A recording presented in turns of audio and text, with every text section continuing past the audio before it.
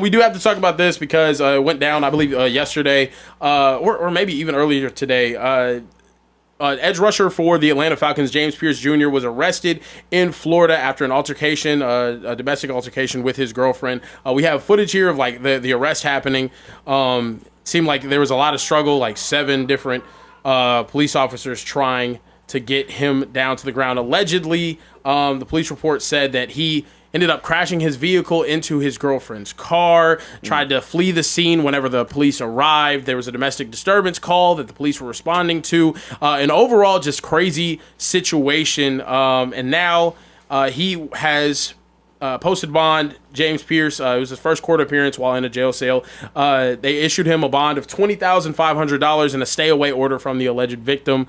Fellas, crazy situation here between James Pearce Jr. and his girlfriend, WNBA star Rakia Jackson. All right, quick timeout, people. Look, PrizePicks is America's #1 sports app. And get this, it's the easiest way to win that money while you're watching games. Look, here's how it works. You pick more or less on 2 or more players while watching the games, and then you just lock it in. No spreadsheets, no nonsense. And yo, if player picks aren't your thing, you can also pick teams now. Winners, spreads, totals, all in the same app. Team picks are live in 30 states, including California, Texas, my home state, and Florida. New users, only one code. That's code Speakeasy. Play $5 and get you $50 in lineups for free. Y'all know the vibes. PrizePicks. It's good to be right. You know, my first thoughts are obviously praying for and thoughts sent to Rakia Jackson, you know, because she is the victim in this situation, both emotional victim, physical victim. So praying for her, praying for James Pearce, but more than anything, has got to get help. You know, and I realize what this is like sports will always make room for you, and it'll make room for things. James Pearce, they said coming out of college that he had different character issues because at Tennessee he missed time, but they said the time that he missed wasn't always injury related. James Pearce is a freakazoid talent, 10.5 sacks as a rookie, has 17.5 sacks at Tennessee over his final 2 seasons. But they said that he had the worst character of anybody in the 2025 draft class, but he might be the most talented person in the 2025 draft class. Hence how he gets drafted, but it does end up getting drafted a little bit later. This is a saddening situation, and it's a sickening situation in large part because I'm just always saddened and sickened seeing 5, 6 police officers trying to cuff this young man, this young black man, this young black brother. So I don't want to overlook this situation because of how talented he is. More than anything, I think that he does need to be reprimanded. He does need to learn. He does need to grow. I'm sure that his football future is going to be in question, but right now his football future shouldn't even necessarily be what we need to be talking about, because if you don't address this right now as a rookie, when he's making rookie money, then imagine what happens is you start to make more money and your character is now even more under a microscope. Was everything good with her? Was she safe, the girlfriend? To our knowledge. To our knowledge for that. To our knowledge. Yeah, I just want to, pray for the young kid. You know, I always try to tell like the young guys that ask me for advice. I'm like, man, every decision you make, man, could be your last. So always make sure you take your time when you have these big decisions or these big emotions. You know, I don't know where Flair did this situation, but whatever it is, the emotions got high and, you know, he's crashing out a certain way. So I just want to pray for him and for the victim, for the young lady. You know, hopefully she's safe. I think this we keep saying scenarios like this, and you know we gotta be better. You know, be a better friend. Maybe talking to him more. Be a better. I don't know who his parents are. You know, just everybody can just be better. And when players are going through things like this, be that better person to help him out. Talk to him because he's gonna need it. I mean, something like this so severe in your career that whatever the situation was for you to react like this. So we gotta look after our people, man.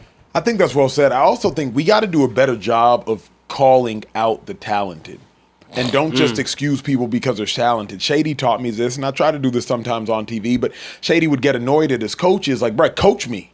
You would still coach me difficult. Just because I'm talented don't mean I'm not coachable. But I think sometimes we give too much grace to the talented. Now I'm talking off the field like James Pearce, talented. But hey, bro, If you do not fix your character issues immediately, you will continue to jeopardize your life and the life of those around you and the life of those that you love the most. And please understand, James Pearce Jr., that one bad decision that you make in the blink of an eye or in the midst of a second can change the next thousands of seconds, can change the next millions of seconds, can change the next tens of years for your life. One bad decision can alter the trajectory of your life forever. One bad decision.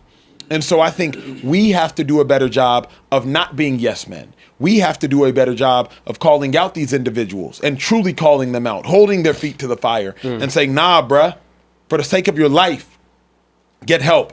For the sake of your life, be better. For the sake of your life, grow up. For the sake of your life, you're better than this. For the sake of your life, it's time for you to mature. And not because we hate you, not because we want to ridicule you, but because you need to be better for you. Society needs you to be better. The women in your life need you to be better. The men in your life need you to be better. Your family does, yeah. Your family needs you to be better. So to me, we have to start holding these athletes' feet to the fire and really saying like, hey, wake up. Bro, one decision. This could have ended significantly worse. Yeah. Significantly worse. He was driving in a Lambo, from what I've heard. Yes. At high speeds. You know what I mean? Trying to wreck his car into this car and wreck his car into that thing, from what the reports are. And forget the reports. We saw the video. How many more videos do we need to see of black individuals being accosted and arrested by several white individuals and them going wrong? How many more? We got 4 black men sitting here with mics in front of us. How many more? So to me, overlooking this situation and overlooking this incident would indict us. You know what I mean? Like as young as 30-something and 20-some-odd-year-old black men in here, like, we have to call this out. I'm like, hey, be better. You got to be better. You know what I'm saying? Like, you got to be better. It was not even a mistake. It was a decision. So fix your decisions. Yeah. Because oftentimes we say, oh, he just made a mistake. It wasn't a mistake.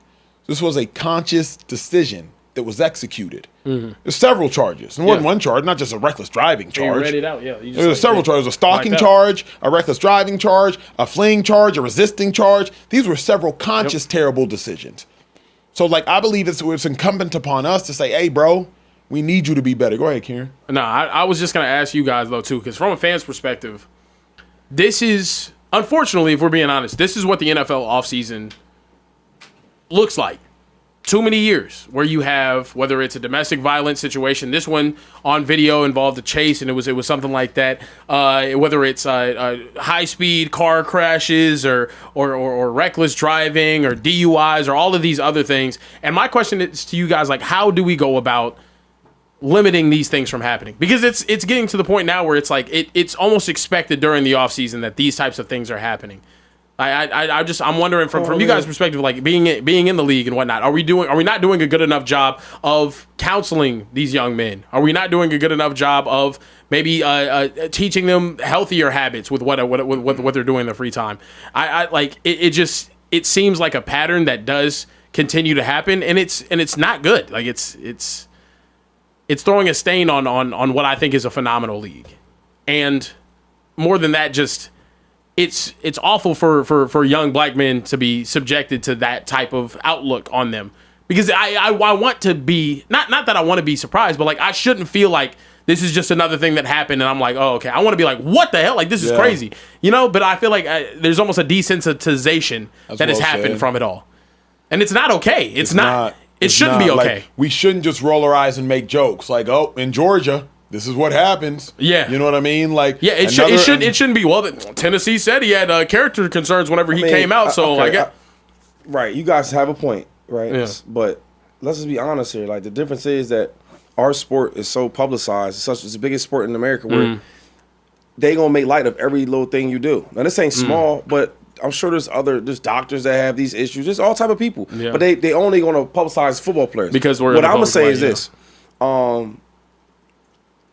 I don't know if it's ever going to change a certain way, because you're dealing with really, really young kids that go from being, I guess, regular one day to being a superstar, having money, having finances. And these guys are still maturing, right? It's like you want this guy that's a superstar player to be mature like a lawyer, a doctor at 40 years old. It's not going to happen. right? But I do think when these things occur and they happen, let's get on it immediately. I need that guy in the locker room, the older vet. I need that role model in his life. I need that coach. I need that teammate. You know what I'm saying? The parent, grandparent, whoever it is. Yeah. To let's get help with this. Let's talk about this. Why do these emotions make you this angry? Why did you these things need to be talked about? I don't know if it's never going to change the accidents or people having these crash outs sometimes because you're dealing with young dudes that are successful now. But and my thing is, you know what I mean? so, But I do think that we could be, like I said before, we could be better friends. Make that phone call. Yeah. Right? There got to be somebody in this corner that he knows he played with in college or in the pros, or a coach, a recruit, whoever it is, to get to him and talk to him. So this doesn't happen again. So I want to echo all of y'all sentiments, but on behalf of Rickea Jackson, y'all have said things like, this could have ended significantly worse. This could ruin your career. This could be detrimental to your future. You got to be better. These are all things that I would tell Rickea Jackson, because we hear a lot of times like, oh yes, reprimand the guy. He needs that. And he's going to get that, whether legally or like Shady said from his brothers. But Rickea needs to know that she is more valuable than this. And coming from a girl dad perspective, like, these are the things that I would tell her. You are more important than this situation. If you see how he shrugged off 6-7 cops, imagine what he could do to you if he decides to. If he had gotten his hands on you. These are things that I would tell my daughter, like, you are more valuable than this. You have a career. You are also a professional athlete. You can ruin your career by allowing him to do these types of things. So you need to get out and you need to leave. That's, for me, first and foremost. Another thing, I don't think these situations call for reactivity. They call for proactivity. We need to be telling young black men, this is a no-no from the jump, from the age that you start walking and talking to the age that you can actually do harm to another person, especially a woman. Yeah. That needs to be told. So I don't want to hear, oh, let's call him up and tell him woo, woo, woo. He should already have been told his whole life, don't put your hands on a woman. What if he hasn't, though? If he hasn't, then the conversation needs to be more urgent. Yeah, for sure. But I'm just saying it needs to start sooner than after it happens, because had he gotten his hands on her, had he swerved the wheel a little bit too much, and he crashed and died or killed somebody else, the situation could have ended much worse. The problem is, your talent will always make room for you. We was at the Super Bowl. How many of the most talented dudes did you see just wilding out? Wilding out. I won't say their names. Yeah. But the biggest artists in the world get away with all types of things because you're talented. So at the point at which James Pearce is capable of giving you 17 and a half sacks in the SEC at Tennessee, why reprimand him? I need him to win the SEC. I need him to. So I'll sit him for a quarter, but I need him to win a game. So at the end of the day, respectfully, Trey, so long as hundreds of millions of dollars are being exchanged, and in the NFL's case, billions of dollars. Okay, you want me to teach them? So or just let them hunt? I'm saying, yes, I'm lost. So, because you got a point right there. So what do you do? What would you say though? I think you need coaches who value great men over great players. I just think that is an anomaly in this day and age, because having a team full of great men doesn't necessarily win you Super Bowls. Having a team full of great players does. But I'm saying, so what do you do though? Because now or in general, I think in general, probably at the collegiate system, you probably have to have them in classes at the collegiate level. At the NFL, the rookies once a week, meeting with the lady that comes and talks to you about treating women right, meeting with the people say, hey, if you're drunk, take an Uber, as if when you're drunk, you're going to remember then to call the Uber. It's like red ribbon week for school. It's like, oh, don't do drugs. They come in 1 week, you wear your little wristband. Yeah. And then everybody starts smoking. Like that's like it just I think it's a situation where you have the notoriety, they have all of the access in the world to get help, but why is it not put on them to go talk to those people about controlling their outbursts, their anger and whatnot? I'm not changing my behavior until it costs me something. If I can come late to studio every day and y'all don't say nothing or check me on it, why would I change my behavior? If I can just be super unenergetic and everybody still watches the show, why would I change my behavior? That's why you get fined. That's why you get tickets. That's why you get towed. People don't change their behavior until it costs them something. At the point in which you're getting offered to Tennessee and you're getting drafted in the first round, didn't cost them that much. You led the league in sacks as a rookie, didn't cost them that much. So why would I change my behavior if it won't cost me something? I mean, we don't know the problem until it's a problem. So like, but we knew it at Tennessee that he had domestic violence and all that. We knew that he had we knew that he had a lot of anger issues. Well, I don't know what. You know, the level of death. But anger, y'all know what it is, and you know what they say about DV. It's like, it doesn't always start at domestic violence. It starts, like Trey said, at shrugging a shoulder. Then it starts at punching the wall. And next thing you know, so like, we didn't know he had, I don't want to, because I don't know his trauma and what he's been through, but I hope now that he seeks some help. You know, I think people need around him that's close to him. Get with him, talk to him, help him out, because he's going to need it. Because everybody's going to talk bad about him, et cetera. And he's wrong. That's another thing. I think sometimes when you want to be the victim, now you can't, because you're the one that's the aggressor. You're the wrong one. But I do hope that we have people around him, right? Because if he's as big time as you say he is, well, you're going to have some big time help. You can get the best help you need. I don't want to throw him away because of this. I think he needs to learn from this. This is wrong, learn from it, and move on. Because it's never going to stop. Not his situation, but all these situations. There's always going to be another young kid that handles his anger and emotions differently than others. The hard part for me, though, Shady, is like, I just hate one decision, bro. We saw it with Ray Rice. One decision. That was a 5-second decision. Maybe less. 2-second decision. Robbed him of his entire career. Robbed him of his reputation. Robbed him of his name. Robbed him of robbed him of it. You know what I mean? Like, and that's what I mean. His actions robbed him of his entire career. So, like, this James Pearce situation, bro, you on video with 7 cops wrestling you? Yeah. You know what I mean? Like, like, so I just hate the situation, because it's like, bro, one decision and it's too late. This could have ended way worse. Yeah. Way worse. If y'all just tapping into the conversation, Ron, run this clip one more time. Kieran, take it to the front. Yeah, I got you. Yeah. Take it to the front. This is the video of him, wrestling with those cops out there. I mean, there's like seven guys. They had to end up bringing more people over there because he's just struggling with everybody before he finally got reprimanded. Here's a video of him also as well after the fact. I mean, guys, you also mentioned like not wanting to like throw him away and whatnot, but also I think like for the NFL moving forward, like how do you not like punish this type of behavior like very, very harshly? Like, I think and also in past situations like the Ray Rice situation, originally it was a 2-game suspension, and then Ray Rice ended up never playing football again. So like I think for them there has to be some form of like consistency on what they rule with these types of situations. And I understand that it's nuanced and all the details maybe haven't come out yet and whatever it is, but it's a horrible look. It is a bad look. It is. But everybody goes through something though. And I hate when it comes to athletes, they want to like make us the example. Every industry that's working, every job, people go through things. But owners that billionaire, everybody goes through stuff. I just hate when like, because wrong is wrong, and I'm for that, and I get that. But like, I hate when it comes to an athlete, they want let's make the example of him. I disagree with that. My thing is, it's wrong. Let's address it as such. Let's get him help. Let's support him, right? So he doesn't do this again to somebody else. But that's not just because it happens, right? And every camera is always on a athlete. We want to blow it up. I hate that. Even more important than that, though, Shady, is to your point that like these things are going to continue happening, right?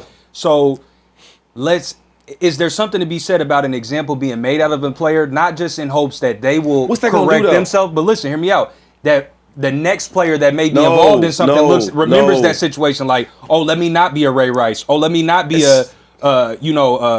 dude, no. Because I keep telling you, you're dealing with young athletes. That a lot of these dudes been pushed through high school, pushed through college, and they get to the pros. And it needs something to happen drastically for them to change, for the alarm to come off.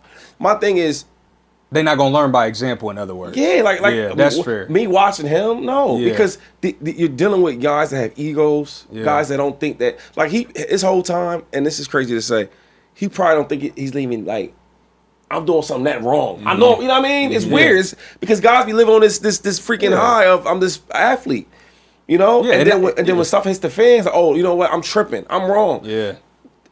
I don't know I don't know the kid, but I'm saying this. I know players that they keep doing something wrong. They might not have had a dad or a mom. I know a lot of crazy stories with players. Sure. And I'm looking at him like, you shouldn't talk to her like that. You shouldn't do. And he looked at me like I'm crazy. You know why? Because he probably heard his dad or his uncle talk to a girl like that. You know what I'm saying? Yeah. Now, that don't make it right. But I understand his trauma. Like, well, growing up, I see my dad do that. You know what I'm saying? Yeah. So that's why I don't ever want to, like, crucify the player. I want to show him the right example and the right setup. Like, yo, this is wrong. You know what? Let's get together But then and show him that. But then to Trey's point 5 minutes ago, 2-5 is we have to find a way to put systems in play to course correct this before the action. Because That's impossible, though. I mean, put the systems in play. I think collegiately, like before you ever get to the big leagues. Like It's I think you have to like It's impossible. It freshmen, you got to as sophomores, you got to put the systems in play. But then Shady, if It's impossible. then are we just going to concede? The truth? Well, We can't just concede. You see- can't just keep see, putting your hands on women. not- At the end of the day, I'm even talking about Henry Ruggs. I'm talking about Yeah. what happened to the Darrell Lee. We didn't even talk about that. What's that linebacker? Like charged with? Is she dead? Yeah, like there's a player, first round pick for the Jets, 2016, Darren Lee, I believe. I don't want to misquote his name. Look it up. So I Yeah, don't he's misquote nice his league. name. It's like Darren. Oh, no, he just got arrested. Yeah, I Darren know Lee, you're talking about. Darren or Deron Lee allegedly murdered his girlfriend. Yeah. And then like tampering with the evidence. Like we can't just I don't just want us to be like what I'm saying is to just you making this a concede. football thing. This happens all the time. There's freaking documentaries and stuff like this. There's Netflix. There's but it's football, so we gonna put it under a microscope. But here's why: because football, maybe there's on every annual basis, there's about 1,600 players in the league. So yes, it might happen between doctors and other businesses, but the problem is, Shady, I just think we're seeing to the proportion of individuals, we're just seeing too many. Also, cases. that's what comes with it, though. You're professional athletes playing a game for millions of dollars. I'm sorry, like you get thrown into the role model role because you're a professional athlete playing a child's game for millions of dollars. At the end of the day, I think like that's like yes, there's going to be scrutiny on what your life decisions are. It sucks maybe, but like also at the same time, like I don't. It's hard for me, and I know you're in the situation. It's hard for me to empathize with that. It's hard for me to sympathize with that, whichever one fits most. But like.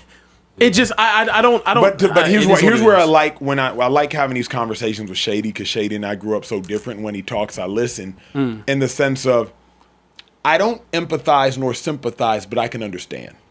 Because when Shady's talking about if all you've ever seen was your dad yell at and or beat and or abuse women, then that's normal to you. And so you're only doing what is normal to you. It's not normal, but it's normal to you. I can't shake my guess. Trey, I played at Texas, and I played with dudes who I'm like, wait, why are you taking a BB gun around campus and like shooting squirrels? You can't understand it, right? Like, what are you doing? Yeah. I truly can't. In his mind, he don't think he's doing nothing I wrong. can't ration it. We busted a window in our freshman dorm because he was just shooting stuff with a BB gun. Individual tragically ended up dying after college.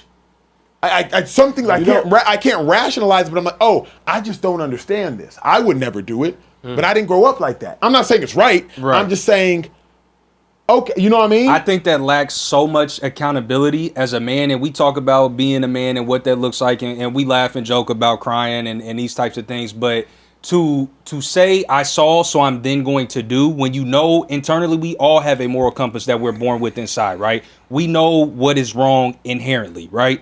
So when I see my parents do wrong, I don't incorporate that into my parents. Here's where I disagree with you. I got for him. Can I go there? If you have two brothers, right? Yep. Two brothers. You're saying siblings? Yeah. Yep. Two Okay, brothers cool. live in the same house, Yep. right? Mom and the dad. Yep. The dad is wrongly putting his hands on the wife, Yep. right? Both kids see it. This is how trauma works. One of them kids would hate men like that. Any man that put his hands on women, I hate him. I can't stand him. Da, da, da. The other kid, he might be like, man, I don't know what mom did for him to do that. Right. That's trauma, though. Sure. So when you say certain things, it's like, yo, it's wrong, but I can understand both sides because that's real. If you go to a real counselor and you sit down and you talk to him, Yep. trauma works like this. There's never in the middle.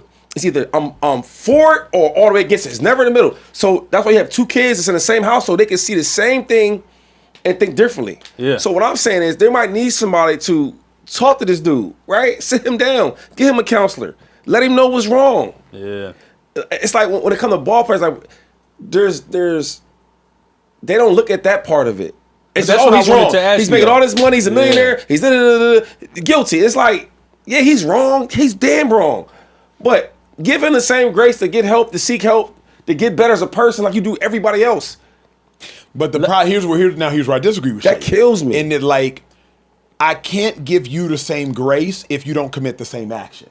What's that? What do you mean? What do you mean? Yeah, If he was just speeding, that, you know what I mean? Like driving, took a gun to the airport, though I don't understand that. You know, a lot of people get, so-and-so got arrested taking a gun to the airport, found in his backpack. Even like DWIs, hate it. I don't drink those, so of course I would hate it. But like, dude stalked a girlfriend, tried to break into her car, tried to ram his Lambo into her car, obviously It was all all allegedly. terrible. He and then all the, like, so like, I crashed him can't out. give him the same grace that I give the individual that got a speeding ticket. Yeah, the punishment got to match the crime. That, For exactly. sure. So I got to be, So Shady, let me ask you, because you said you have a problem with it being put under a microscope or being amplified. What is there, because I see things to be gained from it being amplified, right? Like, What gets gained? so I see that maybe there's a potential for a player in the future. You disagree, but I see that maybe there's some potential for a player to see that and like, oh, I don't want that. So when I'm in a domestic, and I'm getting an argument with my lady, I'm gonna make sure that I don't let it get to that part. Let me stop real quick. Okay, so the NFL, right? It's so strict because people out of the NFL is not strict. The NFL is strict. Yo, it's this thing called what's the list that Roger has? Yeah, commissioner's list? Yeah, but so if You do something Right. wrong, you end up on the commissioner's Ezekiel list. Elliott got caught with some domestic, but it was in college. Yeah. And they were like going through all the details and all that. You know what they did with him? They sat him down so they got all the details. Right? So players know when it comes to domestic violence, you're in trouble. Yeah. The NFL players know that. That's one of the things you can't get around. Sure. Even if you're not even wrong, though, right? They're gonna sit you down, so you don't get in trouble. You get fined, all that. You know what I'm talking about. Of course. So when you say if they give aggressive punishment to these players, they're gonna change. No, this thing's been happening for years and years. And the thing is, you taking young kids, a lot of them from nothing. You give them all this money, and this power, on this status, and they make these crazy emotional ego decisions. Yep. That's never gonna change. So let me ask you this. Hold on, I want to respond just real quick. So instead of like this crucifying a kid so fast, Yep. let's find a way when something wrong happens, not say domestic, but something drastic happens. Yep. Let's get him help. Yeah. Let's help him so he don't make these decisions going forward. Cool. Now, what I want to respond to with that is, we all sat up here and agreed that this is not the first time, and oftentimes when we see it, it's not the first time, right? Yep. So we can agree that domestic violence is usually repeated, right? When it's not targeted correctly and the first time that it is amplified, right? So Shady, I want to ask you, would you say that it's more likely for him to repeat this behavior if it's not amplified and it's like, yo, let me holler at you in this back room? Hey man, you can't be doing that, woo woo, and it's not all on the media and swept under the rug? Or is he more likely to not repeat it if it is blown up and he is all over TMZ and he is all over Twitter and people are slandering him like, man, don't put your hands on a woman, woo woo woo? Which one is more likely to be repeated? That's a kind of loaded question. It depends who's checking him. I think if the owners, the coaches, right, people that he cares, people that he knows affects his livelihood, I think them people that help him, I think that matters most. I think public humiliation it does a lot to a player personally. Can I also add it for 2 weeks and it's gone? It's so many stories that dudes done did crazy things, and I won't say a lot of names because a lot of these dudes I'm cool with, and I hope that they got help. Yeah. And after 2 weeks, you don't hear nothing about it. Mm-hmm. Yeah. Or a dude can do something terrible, and he has some great games, and now he's forgiven. Kieran, can I add something though to it as well? I think also him being a professional athlete and under this spotlight is from a general civilian versus famous professional athlete perspective. He gets more leeway and grace whenever it comes to people looking at his potential rehabilitation. I'm sorry, if this was a random person that did this same exact act today, he's not getting the same high-paying job that he had earlier before. You have a felony now on your record. In the NFL, you could do some crazy stuff and get an opportunity back in the league. There's numerous NFL players right now that have done things illegally that they would not have the opportunity to do. The Rashee Rice situation, for example. If an average regular civilian does that, is he still going to be able to be eligible for the same high-paying job? What about a business so. owner though? What about a business owner? What about a guy that has $100 million that has business companies? No, exactly. But that's also his privilege though. Like, he's able to, if he's an owner of a business, that's one thing. It's a business that he owns. Yeah, he owns it. So he owns it. But would that same owner employ someone with the same bad thing that he did? No. You talking about one particular people. Let's go to let's go people like that's on the same level as athletes. See, when you take all the fame out of it and this thing of what they But make. my point is they should be held to a higher standard, though, because they will have a second chance afterwards.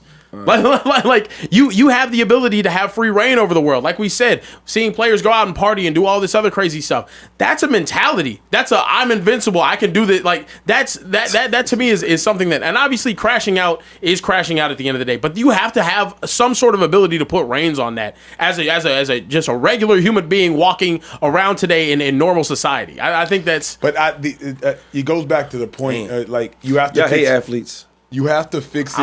You have to fix. You have to fix it at the root, because like at the point in which he's already in the situation, it's too late. And I think Shady's right in that like an athlete's not going to see a 20-year-old athlete isn't going to look at somebody get punished and be like, oh, I'm gonna change my behavior. He's a kid. He's a kid. He's a kid. But then the kicker is, how do you preserve the kid from making that big of a mistake? I think that's the question. I'm not against penalizing them though. If you want to make him miss games, or I'm okay with that, because you got to, when you do things, it's consequences. So I'm not against that part. I'm just saying, as much attention as we want to make it because it's something negative, I want them same people to get people around him to encourage him to do better, so he don't make the same mistake. I feel like because we are athletes and they make this and they make that, we want to put them, we want to crucify them. When there's other people that make good money too. Yeah, that when they do wrong, you don't even talk about. I will say that this being as public as it is, though, it does create more opportunity for people to call you out on said behaviors, though. Yeah. Because how many people have you known that were struggling in silence with something, or not even struggling with silence? They were doing stuff in the privacy of their own home that you had no idea about. Now that it's public information, that truth has now come to light, and now more of your friends can be honest about, hey, you probably shouldn't be doing this and this and this and this behavior, because they know that you have a pattern of doing Trey, something. can you get to the $50 super chat on this topic? Yeah, for sure. So Vic Damone sent a $50 super chat and said, us black men have to understand that the standard is completely different. We shouldn't have to get in trouble to understand that we are viewed differently in every aspect. To whom much is given, much is expected. I agree with that. I think the matter is, how do you understand that if you're not taught that? That's where I think, Trey, you differed with Shady's point, where I'm like, I see Shady's point. I know enough cats who's like, you've never been taught that. So how can you understand that? I grew up in a two-parent household. My parents going on 44 years of marriage this year. Never seen my dad so much as yell at my mom. So I fully understand not to yell at, hit, abuse, anything a woman. Yeah. But if you grew up in an abusive household, then just like I understand not to do that, you understand to do that. If you saw your father or mother get what they wanted from abuse, whether verbal or physical, that is what you're indoctrinated with. And we've seen so many things in this country where indoctrination led to behavior. So I'm just wondering, like, unless you can unindoctrinate somebody or indoctrinate them with new information, and it is not to absolve them of the role they play, it's just to add context to, like, okay, then how do you fix that? And again, this is coming from an individual that grew up in the two-parent household that don't know nothing about abuse and all this stuff. And, my dad I've never seen my dad drink a lick of alcohol. So, like, this is coming from someone who understood. But there's so many cases of these things, man, that trauma. Yeah. Like, Stevie J. Remember the dude, Stevie J? From Love and Hip Hop. Funny dude, but he has this thing where he treats women a certain way, right? Yeah. Not good. And they had a counselor in there, and she was like, well, let's talk about your mom. I don't want to talk about mom. Let's talk about your mom. Do you know your mom? I've never met my mom. My mom left when I was 8 months. So how the hell am I know how to treat a woman? I never see my mom even, little stuff like that. And it's not an excuse. It's not. That's, I always say this, there's a black, and there's a white world, and there's a gray world. I live in the gray world, right? Where somebody could do something wrong. How can you even talk to him after that? Because, you don't know what he's been through. But I had some homeboys. I won't even get into these, but I had a homeboy. I won't say his name. He's probably watching. And when I was 8 years, I had a mom and my dad. They live in the same house. They still married. Yep. When I was 8, 9 years old, I was riding bikes and hanging on the corner, hanging out. But it was we playing basketball in the streets. Yo, my homeboy that was 8, same schools. He never would come to school off and on. He was hustling at 8, 9 years old. Not hustling, but just messing with drugs, watching his older brothers, cooking stuff up. So I'm learning how to ride a bike. He's learning how to make drugs. And what time does the fiends wake up? Little stuff. I'm thinking you 8. But it's what you're around. Yeah. Fact. Does that make sense? It does. So if he goes to jail at 16, right? The judge ain't like, oh, well, I don't care that at 8 years old you was learning this from your older brothers, and they don't care about that. They don't care about that. They don't want to hear none of that. So what I'm telling you is yo, wrong is wrong, yes. But You need to get help and teach people what's right and what's wrong. Yeah, no, that's a real thing. I do agree with that 100%. I think I'm more so speaking to so you gave the example of the two brothers in the house, and one season is like, I hate the way that made me feel for my mom, right? And then the other one's like, well, damn, what did my mom do? I'm talking to the kid that says, why would my dad do that to my mom, right? So he's hurt, and he sees, okay, dad hurt this woman that I love. I don't excuse that kid growing up and then repeating that behavior, because you know how it made you feel when you saw your mom being abused. So then why would you go and do that? But you know what? Now for the kid, hold on, let me finish. Because for the kid, but I'm saying real quick, he's probably the one that's not going to hit the woman. Correct. He's probably going to be defending women. Now go to the other one. Go to the other one. Go to the other one. Yes, it's a much trickier, much in that gray world sure. He might be the one that is hitting women and doing all that. Correct. But what I'm saying is we see a lot of those first kids, they hurt people. Well, he watched his dad do that, so he did it. I can't excuse that type of behavior. I can't excuse a person with that mentality. If you were affected negatively by seeing something traumatic and you sympathize with what we can objectively agree upon is the wrong side, the wrong side to be on, right? The abused person. You can sympathize with that. And then you go around and turn around and do that to somebody else. I can't rock with that. You ever had any counseling? Yeah. Next time you ask your counselor, ask her about this. Yeah. She gonna tell you answers you're not gonna like. I know I can speak for myself, and I've spoken to a counselor. You got your opinion. But I'm saying when you go talk to her though, because she sees 1,000 cases where you don't. Yep. Where you don't see 1,000 cases, you see it, right? Yeah. Domestic violence, all these different things. She's seen it, okay? Yeah. When you ask her these same questions, the answer she give you, you're not gonna like. Possibly, but then the kicker is we got to figure out how to change the answers. And the answer it starts within an accountability. You have to. But how can you teach yourself something you don't know? I'm not speaking to that part. You know right from wrong. You know when you saw mom get hit, you know that was wrong. You know dad shouldn't have did that. You know mom didn't deserve that. You know mom can't defend herself. Which one though? Speak the truth. Because I'm saying like you it sounds easy. You should know. People know better not to rob people. People know not to hit people. People know not to hit women. You know that. Yep. Yeah, I mean it's called a guilty conscience. You have a conscience, right? Yeah. But there's a case when you talk to your counselor and answer to one kid that's gonna make an excuse up in his head. Well, mom, if you didn't do that, he wouldn't have. They do that. Yeah. No, I don't disagree with that at all. I just know for me, there are things that I've seen, be it my own personal family relationships or other family, extended family, friends, households, whatever it is, that I can look at that and say, oh yeah, I don't want to incorporate that. I got one for you, and I don't want to get crazy. Because like this is a topic where, these people I feel like should get more jail time, but that's just how I feel. What about when these grown-ups be messing with these young girls, right? And I got a daughter, so I'll be on the fence like, man, he should do this and that, third, right? And then you find out, you hear about the other guy's story when he was 6 or 5, or it happened to him. And somebody in their families, his uncle, his aunt.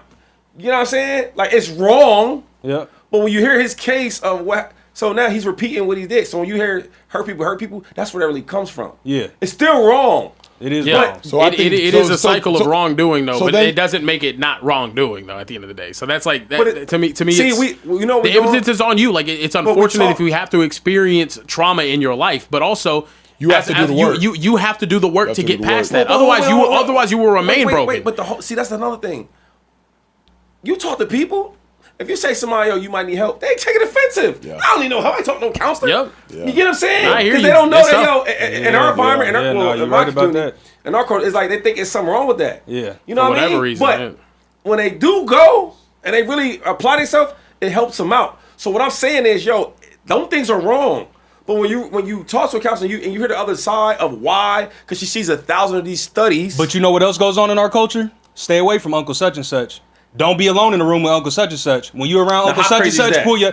Instead of the conversation should be Uncle such and such, I'm gonna leave my daughter around you, and you bet not touch her, and bet not nothing happen. Uncle such and such is a weirdo. He's a creep. Stay away from him. We don't do that type of accountability, and that's what I'm saying. We're not calling the cops. That's another. We're not doing that. We're not doing that. That's why we want to handle everything inside the house and internally, and that is a problem, and that is why generational trauma is perpetuated in our culture. The kid gets affected. You see where I'm going with this, though? The kid is wrong.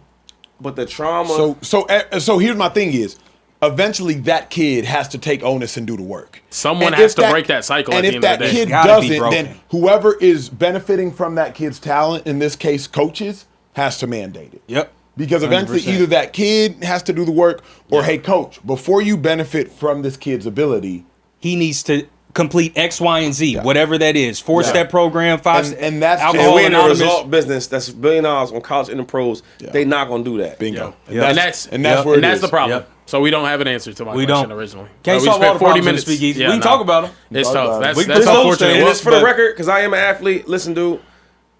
Athletes do wrong. So do everybody else. 100%. All right, so I just want to Yeah, show. this ain't exclusive to I don't know athletes when an at all. actor and a movie star or you know, The bus driver. a president, It don't matter. mayor, Yeah, everybody do the crazy garbage stuff. can man. Yeah. All Make of sure it. y'all keep the same energy. Just Yeah, because for the dude's sure. on TV don't make him his more. You know what I mean? Nope. It's the same. Nope. Yeah. Nope. And we don't do it to everybody else. I'm judging the action at the end of the day, not Yeah. not Not the actor. not the actor. Yeah.